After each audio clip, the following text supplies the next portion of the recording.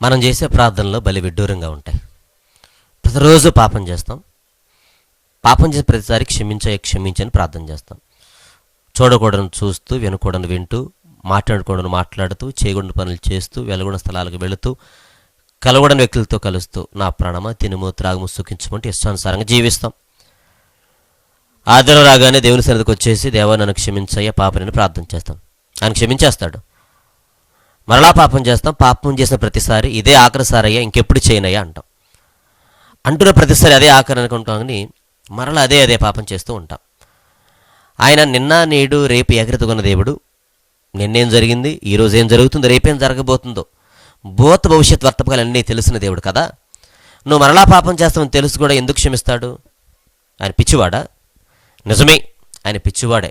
ఆయనది ఎలాంటి పిచ్చి అంటే, తన కుమారుడు తన కుమార్తె ఎంత పాపం చేస్తున్నా వారిని క్షమించి తన కృపతో నింపి దగ్గర చేర్చుకోవాలని.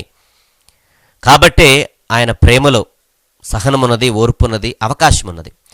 ఆయన ప్రేమను నువ్వు చులకనగా అసహ్యభావంతో నువ్వు ఆ రీతిగానే తీసుకుంటూ ఉంటే దానివల్ల నీకే నష్టం. ఆలోచన ప్రేమల సహోదరి, ప్రేమల సహోదరుడా, ఏసే ప్రేమను చులకన తీసుకోవద్దు. ఆయన ప్రేమను అంగీకరించు.